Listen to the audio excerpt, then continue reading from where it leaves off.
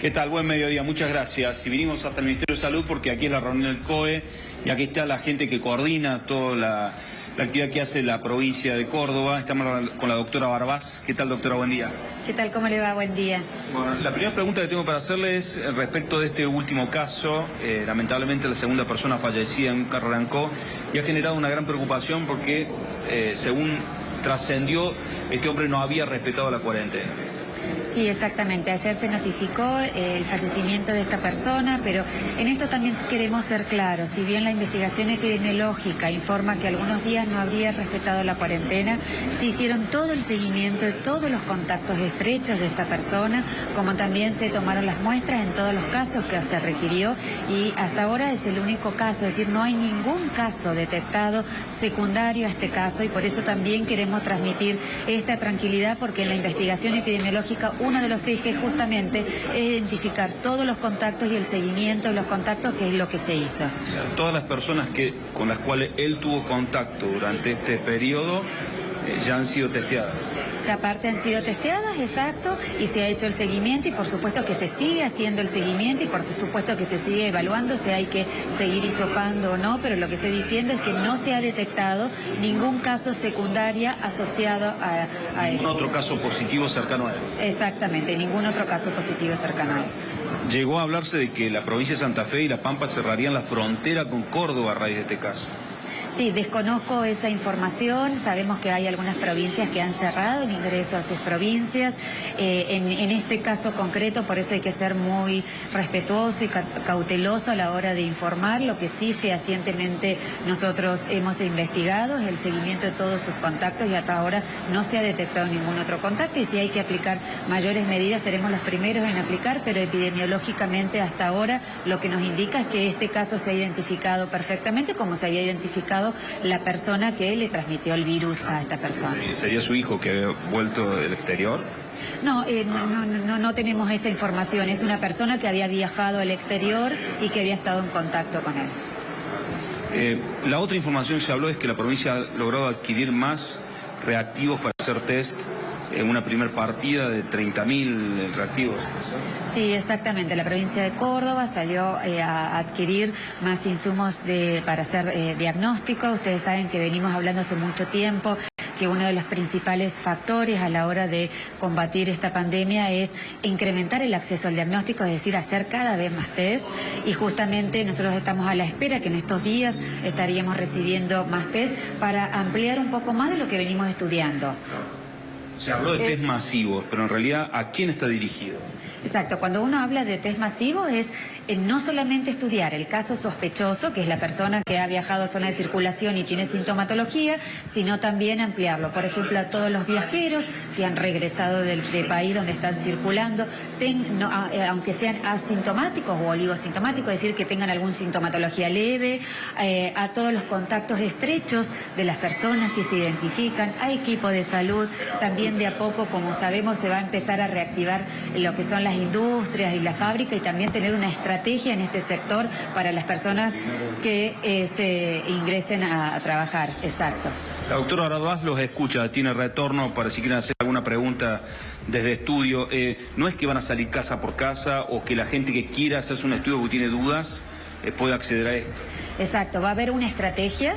A ver, por un lado, uno va a seguir garantizando que toda aquella persona que tiene sintomatología con coronavirus y entra dentro de lo que es caso sospechoso, sí o sí se va a seguir haciendo los test y luego una estrategia de expansión diagnóstica. Sebastián, para que le traslades la pregunta a la doctora Barbás, según lo que pudimos saber del señor Míguez, la última víctima fatal aquí en la provincia de Córdoba, más allá de que no tenían síntomas, especialmente la persona que había viajado a México, su esposa, se le hicieron los estudios y dieron coronavirus positivo. Basándose en esa información, ¿usted puede considerar que hay muchas personas o habría muchas personas que portan el coronavirus y que por no tener el testeo correspondiente uno no sabe que están de alguna manera diseminando o contagiando en la sociedad? Primero, les pido por favor que respetemos lo que es la confidencialidad de la información. Es muy importante resguardar la confidencialidad de los datos. Segundo, ya a nivel mundial se sabe que hay un porcentaje de personas que son asintomáticas y que podrían transmitir el virus, y esto fue muy dinámico. Esto día a día cambia la información, y es por eso que una de las estrategias a nivel mundial que se está planteando es expandirlo en personas que han estado en zona de circulación y no presentan síntomas. Pero recordemos que esta información también científicamente se está discutiendo actualmente. Es decir, esto viene cambiando día a día, y por eso día a día se van readaptando y readecuando diferentes estrategias. Doctora, ¿usted tiene, digamos, en claro a qué población se van a aplicar estos testeos? Pongamos mi caso personal. Yo he vuelto de los Estados Unidos el día 16. Ya he cumplido con el aislamiento correspondiente de 14-15 días y le he sumado unos días más. Y cumplo con la cuarentena más allá de venir a mi trabajo y cumplir con todas las medidas de seguridad que se han establecido en el lugar. En este sentido, en este caso, ¿a mí se me va a someter al testeo por más que yo haya pasado por los días de aislamiento y de cuarentena? No, en realidad lo que sería criterioso es aplicar el test a aquellas personas que en los últimos 14 días ha estado en zona de circulación. Es decir, ¿por qué siempre, recordemos por qué aislamos 14 días a la persona? Porque es el periodo de incubación en donde pueden aparecer síntomas. Claro. E independientemente si en los 14 días no ha aparecido síntomas, pero si yo hago el test después de un mes que ya ha estado en zona de circulación, lo más probable es que si tuvo excretando virus, es decir, tuvo virus en secreciones sin síntomas, ya no lo voy a detectar. Entonces el criterio sería en los últimos 14 días en las personas que han viajado en zona de circulación y no han presentado sintomatología. También con un criterio de una vigilancia que nosotros le llamamos centinela, en donde cuando no se puede estudiar al 100%, se estudia con una estrategia, y esto es una estrategia epidemiológica que se ha aplicado siempre, de estudiar un porcentaje que sea representativo de lo que estaría sucediendo. Claro. Doctora, la consulta que quería hacerle es muy concreta. El presidente de la Nación, Alberto Fernández, está diciendo que vamos a tener el pico de casos, el momento más grave, a mediados del mes de mayo. Pero se está hablando de una flexibilización de la cuarentena después de la Semana Santa. ¿No hay una contradicción sanitaria aquí? ¿La provincia avala la flexibilización de la cuarentena? Mire, en esto también hay que ser muy cautelosos y hay que ir día a día de acuerdo a los datos epidemiológicos que vamos teniendo, de acuerdo a nuestros datos epidemiológicos, en donde nosotros vemos claramente un achatamiento de la curva con estas medidas. Nosotros también lo que tenemos que seguir evaluando cómo se están comportando estos días. La cuarentena en algún momento se va a levantar y hay que fundamentalmente organizarse de qué forma se levanta esta cuarentena y hacerla de manera programada y ordenada. Es imposible pensar que de un día para el otro va a estar como si fuera antes de la cuarentena. Es decir, justamente en la organización y el ordenamiento de qué sectores primero van a comenzar a trabajar y quién se va a ir liberando, sabiendo que las personas mayores de 60 años son las personas que más debemos proteger y los que más tienen que seguir estando aislados para evitar la transmisión en este grupo de población. Doctora, por último, y se lo pregunto como médica, no como especialista, ¿no le llamó la atención el caso de Dybala y Sabatini, Oriana Sabatini, que primero dieron un coronavirus positivo, luego negativo y ahora se positivó nuevamente? ¿En dónde podría estar la explicación de este tema?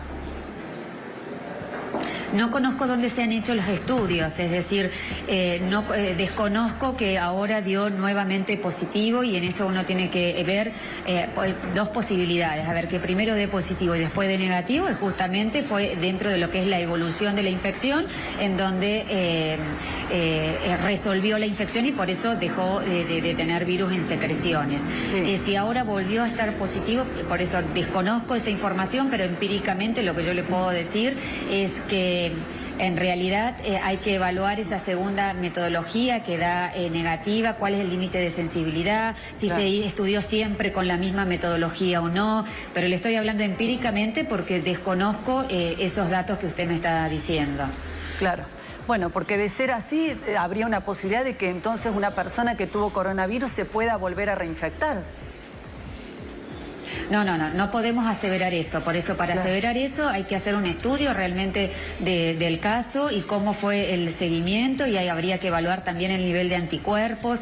Por eso esta es la información que uno tiene que ser muy cautelosa a la hora de dar una opinión y de establecer algún parámetro o no de reinfección o no. Hoy no hay evidencia de eso, por eso esos casos son casos particulares que habría que evaluarlos y estudiarlos como casos particulares a ver dónde puede estar esta explicación. Gracias, doctora. Te dejamos, Eva, para que hagas el cierre del móvil con alguna otra consulta que tengas. Solamente una consulta, porque la gente nos pregunta qué va a pasar con los barbijos. Y se sigue recomendando que el uso es para el que está enfermo, cuando hay mucha aglomeración. Si se libera en cierta medida la cuarentena, ¿podría ser que el barbijo sea una herramienta importante y que la gente empiece a tener que usarlo verdaderamente? Bueno, ese es otro tema que también se está reevaluando día a día, así como nosotros hasta el día de hoy, hasta ahora, decimos que lo que se recomienda es para las personas sintomáticas o para el equipo de salud, también se está reevaluando porque a nivel mundial también están reevaluando esto. Entonces, también a la hora de salir a decir, de recomendar o no el uso masivo del barbijo, hay que basarse en no solamente las recomendaciones internacionales, sino en la realidad local de cómo, en qué etapa de la epidemia estamos. Doctora, muchas gracias. Gracias a ustedes. Esta última pregunta era justamente porque lo que se está mencionando, digamos, como una medida que se está estudiando es si efectivamente Presidencia de la Nación decide empezar a liberar un poco más a distintos sectores como para ir abriendo la cuarentena lentamente.